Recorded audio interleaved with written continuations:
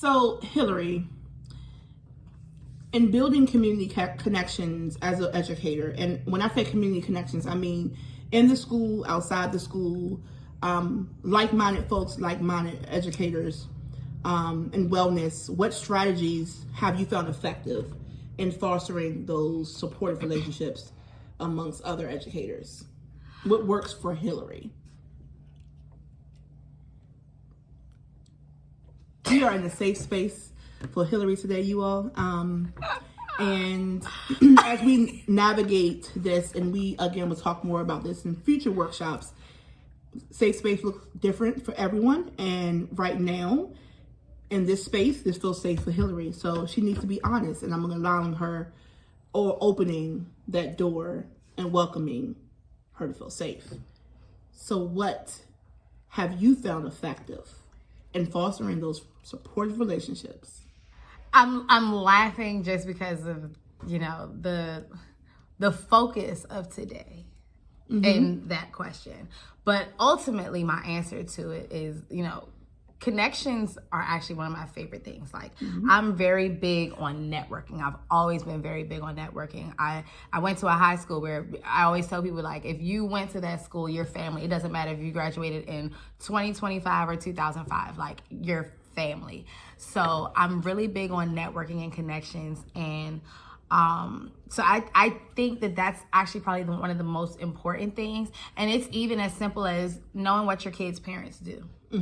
I've had parents who were psychiatrists. I've had parents who did like juicing, and I'm still in touch with one actually, she does like a wellness.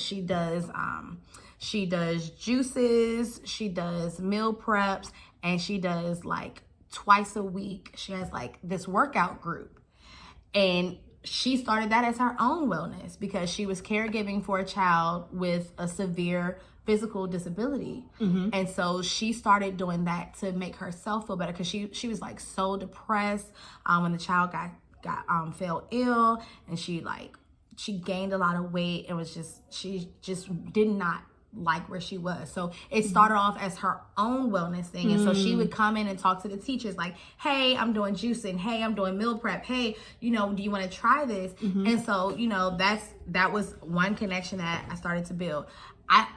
I'm a singer. I perform. I found out one of my parents liked music, or they were, I think it was somebody was in a go-go band. I like go-go. I can see it. And so it's like, oh, well, hey, you should check this out. You should check out this, this is that, and it's as simple as knowing what your parents do. My previous employer, we were a part of a community partnership called the Quality Improvement Network, or QUIN. And the QUIN there were all these different organizations within the city that worked together to ensure quality care and comprehensive services for children that were served by these Head Start programs that we serviced. And so I got really close with the person that worked at Department of Behavioral Health. Why? Behavioral health, because your mental health, your wellness, and just to, it was, hey, let me just get some resources that I can pass out. Hey, I have a parent who's experienced this. Can I get the resource? I was the parent that I was referring to, but they didn't need to know that. I needed the resource. Educator wellness, parent wellness. Ties in. Hand in hand. Educator wellness, parent wellness, child wellness. Yay! So you found the community partnership very effective for you? Yes, community partnerships are extremely effective. Okay. I ditto that. I think tapping into what your community looks like. Sometimes, and Hillary, you may have, some insight on this, but I know sometimes in a school or in any other situation where you work with multiple people, you do not get along with everyone. And we're not here telling everyone you have to get along with everyone and everyone's going to be kumbaya. And, you don't even have to be friends. But you do have to respect each other, of course.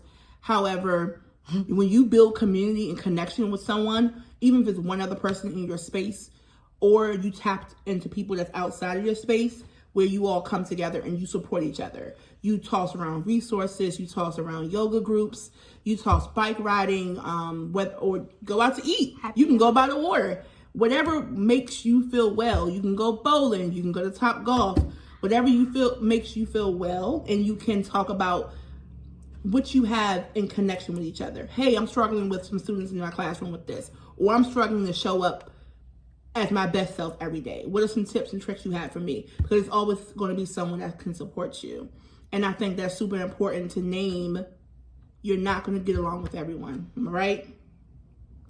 In my 20 years of working, and I mean when I started with the first summer youth employment program when I was 14 years old in 2005, when I got my first summer job, 20 years of working, I have one former coworker who I'm still close to and friends with.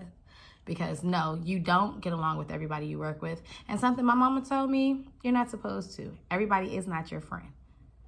But y'all do have to learn to work together. And that's why, just having that basic understanding of each other's needs is so very important. Teacher to teacher, teacher to director, teacher to parent. Everybody needs to know that everybody's well, because we all have to work together. We all have to be on one page. We all have to be on the same accord to ensure that children are getting the best care that they need. If you don't like that child's mama not going to tell you how that child did last night. She's not going to tell you that she gave that baby Tylenol before she dropped him off because he had 101-degree fever. You're just going to figure it out by yourself later on when you wonder why is little Johnny still asleep and it's 10:20? It's free play. He's usually Tasmanian devil.